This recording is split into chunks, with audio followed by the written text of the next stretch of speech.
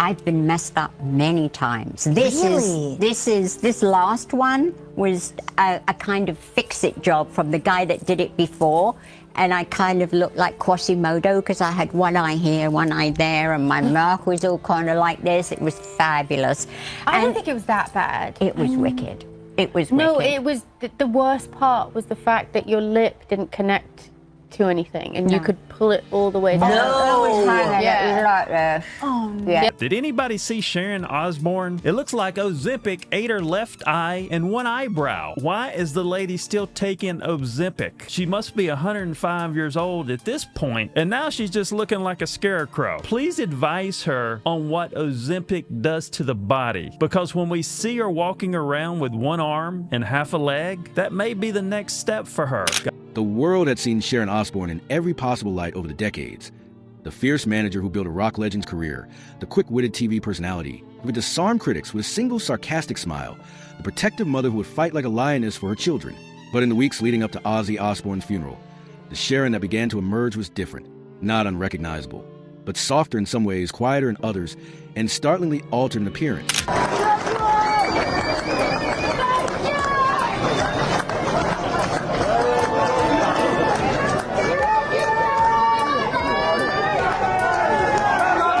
People who had seen her recently spoke in hushed tones about her frail frame, her striking weight loss, and the way her once unshakable energy now seemed to flicker like a candle in the wind. The public had noticed it too. Paparazzi photos in the tabloids had sparked endless speculation. Was she ill? Was it stress? Was it simply the toll of age and grief on a woman who had spent decades in the public eye? Weeks before the funeral, Sharon had been spotted leaving a small cafe in London. The photos hit the internet within hours. She wore oversized sunglasses, her auburn hair pulled back in a loose bun, a long dark coat that seemed almost to swallow her. But it was her face that caught people's attention. Sharper angles, more defined cheekbones, skin pulled tighter than before, and a pallor that no amount of makeup could quite disguise. She had always been candid about her love for cosmetic procedures, but this time, her transformation looked more like the result of weight falling away too quickly. Even her posture seemed changed, shoulders slightly hunched, her walk slower, deliberate. Fans flooded comment sections with concern, many reminding others that Sharon had been open in the past about major health scares, including a battle with colon cancer and her genetic risk for breast cancer that had led to preventative surgery. Now, they wondered if she was fighting another hidden battle. Those who knew her best said Sharon was still in constant motion, juggling meetings, phone calls, and family matters. But there was a new heaviness in her steps. The weeks before Ozzy's passing had been a blur of hospital visits and private conversations no cameras could capture. She had been by his side through it all, adjusting pillows, making sure the nurses followed his complex medication schedule, and holding his hand through nights when his breathing turned shallow and uneven. Sharon had always been one to keep the machine of the Osbourne family running, but in those final weeks, her entire focus narrowed to a single task, making sure Ozzy was comfortable, dignified, and surrounded by love. There was one sighting that stuck in the minds of those present. A quiet afternoon at a small vintage shop in Los Angeles. Sharon had gone there alone, without security, browsing through antique jewelry. The shop owner later said she didn't buy anything that day but lingered over a particular silver locket, turning it over in her hands again and again before setting it down. Her eyes, he said, were distant, like she was somewhere else entirely. No one knew then that in just a few weeks, she would walk into Ozzy's funeral carrying a small velvet pouch, and inside it, that very same locket. Her weight loss became a recurring topic in gossip magazines, but friends insisted it was the stress and the sheer emotional strain of what was happening behind closed doors. Sharon had never been one to sit idle. She worked even when her heart was breaking. But as Ozzy's health declined, she skipped events, canceled interviews, and retreated from the spotlight. Even her beloved television appearances, places where her personality usually lit up the room, were marked by a more subdued energy. In one of her last TV spots before Ozzy's passing, viewers commented on how different she looked and sounded. The bright, sharp but was still there, but her voice occasionally caught, as if she were holding back emotions. He's just... You can't dislike him. He has the best smile in the world. The best smile. He would smile at you and, you know, you'd just like, you'd want to hug him. Yeah. And he always remained, he still is a fan of music and other musicians. Yeah. He's a huge fan. And I think that people got the sense of him that he's very genuine when he says, I love you. Her clothes, usually bold and structured, now seemed looser, more relaxed, as though chosen for comfort rather than show. And yet, she still smiled for the cameras, still found a way to deliver the witty one-liners that made her a household name. It was as if she was determined not to let the world see her crack. At least, not yet. Privately, those weeks were filled with quiet moments between her and Ozzy. They had weathered decades of chaos together. Substance abuse battles, public scandals, separations, reconciliations, health crises. But this was different. They both knew time was running out. Sharon reportedly spent long hours in bed beside him, talking softly about the early days, about their children, about the life they had built together from the ground up. She played his favorite old records on a turntable in the bedroom, letting the familiar notes fill the air.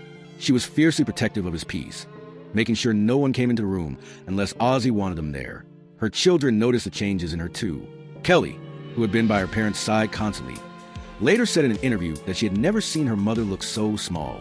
Jack described her as stronger than steel, but somehow so fragile all at once. Amy, the most private of the three, stayed silent publicly, but was said to be in constant contact, checking on Sharon as much as she checked on Ozzy. One of the more poignant memories from those final weeks came from a longtime friend of the couple. He recalled arriving at their home one evening to find Sharon in the kitchen, making tea. Her hands trembled slightly as she poured, but when she noticed him watching, she straightened her shoulders and smiled, that same warm but razor-sharp smile she had worn for decades.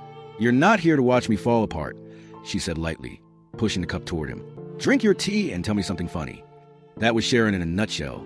Even as her own body and spirit were under enormous strain, she tried to shield those around her from the weight of it. But no matter how much she tried to mask it, the signs were there. Her clothes hung looser, her rings slipped more easily off her fingers, and her once flawless makeup sometimes showed traces of fatigue she couldn't quite hide. And then came the moment no one wanted to face, the day Ozzy was gone. In the hours after his passing, Sharon was described as eerily calm, handling phone calls, informing friends, coordinating with family, all while keeping her emotions tightly contained. But those who knew her understood this was just the surface. The real storm was inside, and it would come in waves in the days ahead. When news of Ozzy's death broke, the public saw the headlines, the tributes, the flood of memories from fans and fellow musicians. What they didn't see were the long, sleepless nights Sharon spent alone in their bedroom, sorting through his things. They didn't see her pick up his old stage jackets one by one, or the way she held his reading glasses in her hand for minutes before setting them down. They didn't see her quietly practicing what she would say at his funeral, knowing she'd have to speak not just as his wife, but as the keeper of his legacy. And so, in the weeks before the funeral, Sharon Osbourne moved through her days with the weight of history on her shoulders, carrying not just the grief of losing her partner, but the eyes of the world waiting to see how she would carry herself when the final goodbye came. The news hit like a thunderclap, reverberating through Buckinghamshire, through Los Angeles, and through the hearts of millions around the world. Ozzy Osbourne, the Prince of Darkness, had died. Sharon Osbourne, his wife of over 4 decades, had always known that the fragility of life was a shadow looming over them, but nothing had prepared her for sudden, undeniable absence of the man who had been both her anchor and her storm. In the days that followed, she moved through a haze of disbelief, her mind attempting to reconcile the vibrancy of Ozzy's final concert, where he had laughed, waved, and sung with a voice still resonant with rock royalty, with the stark, unyielding silence of his passing. She wandered through their home, touching the instruments, the photographs, the countless mementos of life shared, and every object became a silent testament to loss, every familiar space a cavern echoing with memories. Jack, Kelly, and Amy, their children, became both her solace and a reminder of responsibility. Their grief was a mirror of her own, a collective heartache that wrapped them in a cocoon of sorrow and tenderness. Sharon found herself reflecting on the early days of their marriage, the whirlwind of fame, the public battles with addiction, the shared laughter and tears that had cemented a bond often misunderstood by outsiders. She remembered the first time she had held Ozzy's hand, feeling the tremor of nerves and excitement that had defined the beginnings of a life lived in extremes. Every photograph, every interview, every piece of memorabilia now bore an added layer of poignancy, a reminder of the fragility of human connection and the inevitability of parting. In the first week, Sharon's grief was raw, almost palpable. She moved with mechanical precision, answering calls, managing condolences, and attempting to remain a composed figure for the media and the public, all while her private world seemed to collapse around her. She found herself lingering over Ozzy's personal belongings, items she had once taken for granted: a worn leather jacket, the guitar pick he had tossed to her during a concert, a handwritten note tucked away in a drawer. These artifacts, mundane to anyone else, were now sacred, talismans of the life she had shared with a man whose presence had been larger than life itself. Jack, the eldest, oscillated between providing comfort and seeking it, his own anguish visible in the tremor of his voice and the occasional quiet retreat into solitude. Kelly, with her public persona, struggled to reconcile the images of a vibrant, outspoken daughter with the private, fragile moments she now shared with her mother, holding her hand in silent support during the funeral procession that wound through the streets of Birmingham, where fans had gathered, leaving flowers, letters, and messages of love that Sharon and her children absorbed with a mix of gratitude and heartache. Amy, the more private of the siblings, stayed close to Sharon, their shared silence speaking volumes as they navigated the early days of widowhood together. The funeral itself became a crucible of emotion. Sharon's tears were unrestrained, spilling over as the eulogies painted a portrait of Ozzy not just as a rock icon, but as a husband, father, and friend. She clung to her children, the three of them forming an unbreakable circle of love and support, while the world watched, offering condolences, but never fully comprehending the depth of her loss. In the days that followed, Sharon's grief transformed into a series of rituals, each small act a way to preserve Ozzy's memory. She revisited old interviews, played recordings of his laughter, and cataloged fan tributes, deciding which flowers and letters would be preserved and eventually buried alongside him, symbolic gestures that bridged the worlds of personal mourning and public reverence. She contemplated the future with a mixture of dread and determination, knowing that life must continue. Yet the shadow of Ozzy's absence would stretch over every decision, every conversation, every quiet moment in the house that had been their shared domain for decades. Sharon's relationship with her children became even more vital. She leaned on them for support while simultaneously offering her unwavering guidance, a matriarchal force keeping the family grounded amid a storm of sorrow and media scrutiny. The process of grieving was intertwined with the practicalities of legacy management, securing Ozzy's estate, planning memorials, engaging with fans and collaborators, and navigating the press that sought sensational stories amidst genuine loss. Yet even in the midst of these challenges, Sharon found herself reflecting on the remarkable life she had shared with Ozzy, the resilience they had cultivated as a couple, and the unique ways in which their love had shaped not only their children, but the cultural landscape itself. Each evening, she would sit in their living room, the dim light casting long shadows, and speak softly to him, recounting the day's events, the children's laughter, the fan letters, and her own small victories and setbacks, a private ritual of connection that underscored the enduring presence of a man whose life, though ended, continued to influence every corner of her existence. The psychological toll of such a loss manifested in ways both subtle and profound. Sleepless nights, moments of disorientation, sudden tears, and waves of nostalgia that could overwhelm her at the most unexpected times. Sharon, ever the fighter, confronted these challenges with courage, yet even her formidable strength could not shield her from the raw, unfiltered reality of widowhood. Friends and colleagues noted her vulnerability, offering support through messages, visits, and shared memories, but the depth of her grief remained uniquely her own. Through it all, the family's public appearances became a balancing act, honoring Ozzy's legacy while navigating their private sorrow, a delicate dance that required both emotional fortitude and strategic awareness. Sharon's reflections often turned to the early years of Ozzy's career, the battles with addiction, the tours, the relentless press scrutiny, and the moments of pure, unfiltered joy.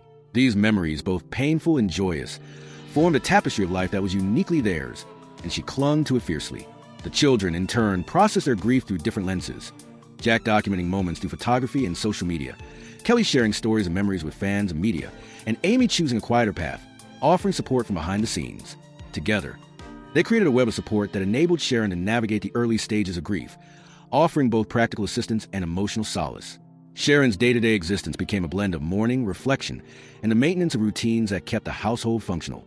Meals were prepared with care, correspondence answered, and appearances made when necessary. Yet beneath the surface was a current of sadness, a profound awareness of absence that permeated every action. Each family gathering, each shared laugh, each moment of quiet contemplation served as a reminder of Ozzy's impact, his humor, his music, and his unyielding presence. Sharon found herself oscillating between grief and gratitude, mourning the man who had been her partner while celebrating the life they had shared. The public, ever eager for insight, documented and dissected each moment. Yet Sharon's private experience remained her own, a nuanced, complex mixture of sorrow, pride, and resilience. Her interactions with fans became a source of comfort. Letters, flowers, and messages of admiration reminded her of the profound influence Ozzy had on the world and provided a shared space for communal mourning. She reflected on the importance of preserving his legacy not only for her children, but for generations to come. And in doing so, she found purpose amid the pain. The psychological toll of losing Ozzy manifested in unpredictable ways. Moments of intense sadness followed by flashes of humor, recollections of mischief and music that would bring both tears and laughter. Sharon's friends often remarked on her strength. Yet beneath it lay a raw vulnerability, an awareness that life, even in its most extraordinary forms, is fleeting. She began working with therapists and counselors, acknowledging the need to process grief in healthy ways, while simultaneously navigating the public eye and maintaining her family's cohesion. Sharon's reflections frequently returned to the theme of love, enduring beyond death. She recounted memories of shared laughter, quiet conversations, and a deep, abiding connection that had defined their marriage.